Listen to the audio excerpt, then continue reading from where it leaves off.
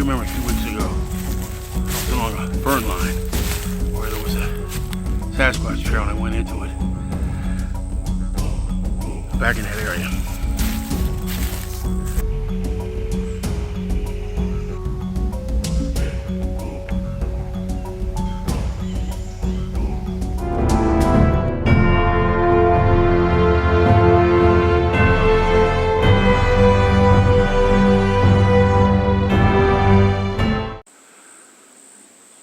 Some of you people who may have been following my channel for years knows that there was at least a 2.5-year period where I was religiously putting out trail cams. In fact, one of my trail cam videos, compilation, has well over 2 million views on it. For some reason, it kind of went viral. And all it is just a collection of trail cam images. Now, those trail cam images were supplied to me by Derek Randalls of the Olympic Project. He wanted to get some trail cams out in Florida, and he knew that I would do the hard work and get them out. We did get some interesting photos, and we did prove there's a lot of wildlife in Florida. But regrettably, we did not get the type of shot that we're still trying to get. I'm looking for that tree with that knot in it. That's an exact northwest position. That's my waypoint as I navigate my way through this. You like my little binoculars on my compass? Pretty cool, huh?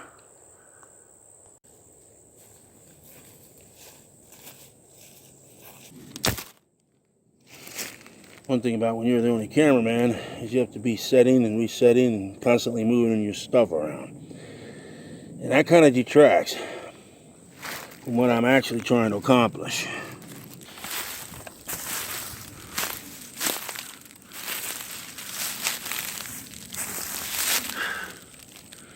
It just ain't gonna happen, is it, today?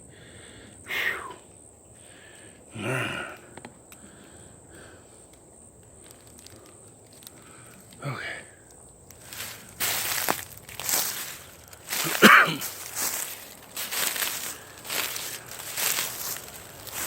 You remember 2 weeks ago, I was along a fern line where there was a Sasquatch trail and I went into it. I'm back in that area. There's the fern line right here. And I'm looking for a good spot to set up operations.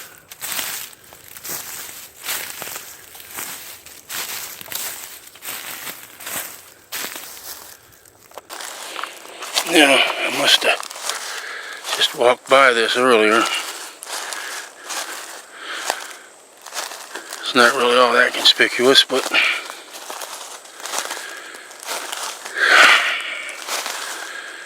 I don't know what it means.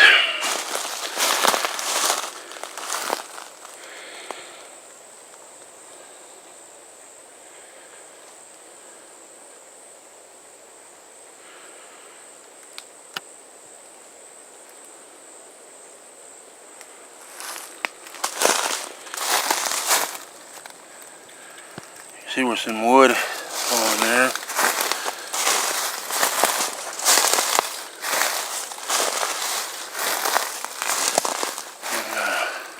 Dead wood.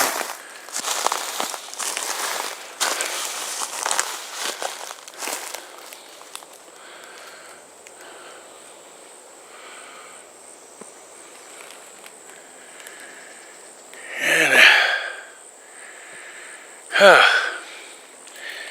this is really strange.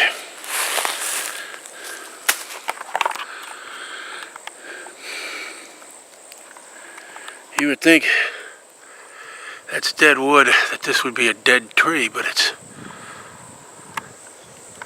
very much alive. And nothing seems to have fallen from it, or from the tree next to it.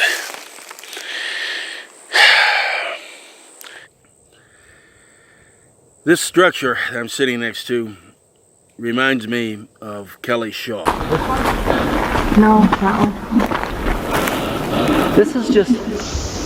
This was placed back up on here. Yeah, that's weird. And then we got a snap off right there, if you look that way. Well, that's where that tree was pushed down there. And then this is odd. And then right behind us, there is a structure. Yeah, we're gonna go and film the structure for y'all. It's only about 50 yards from there.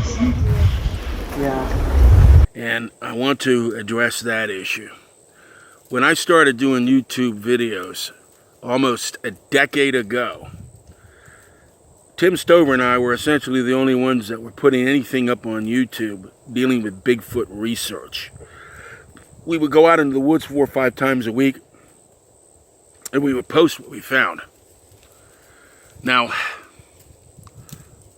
I was called a liar, I was called a hoaxer, a cheat, a piece of shit, a douchebag. I was called everything under the sun by, quite frankly, lazy-ass Bigfoot researchers that couldn't bother to get from behind their desk and get out into the goddamn woods, okay?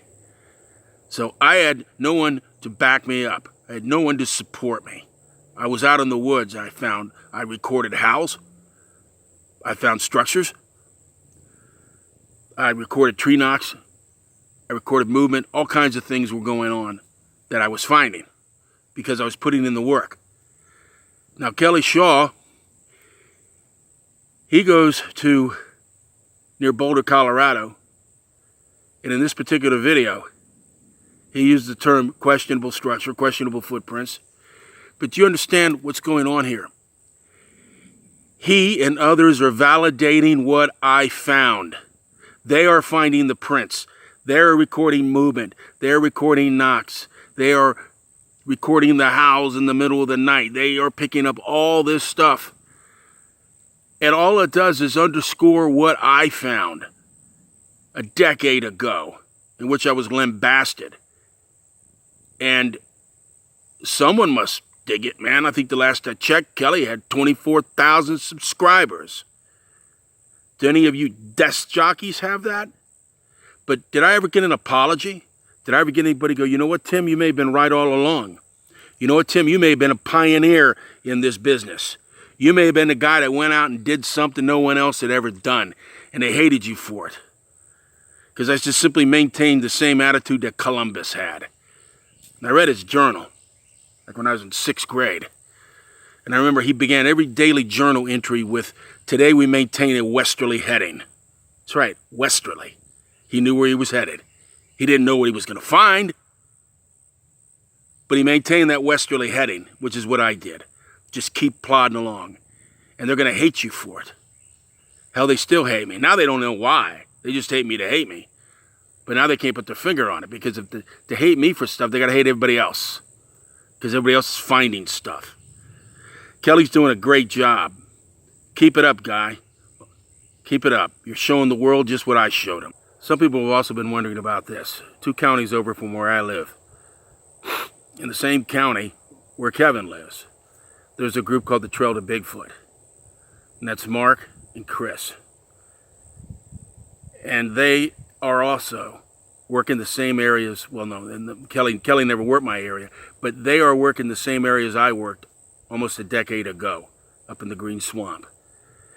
And they are recording knocks, and they are picking up vocalizations, and they are encountering all kinds of stuff, including structures. Now, let's just say the meaning they attest to these structures is not exactly the conclusion I would draw, but I don't know. I wasn't there, okay? It is what it is, but they are finding what I found, and they're supporting the work that I did.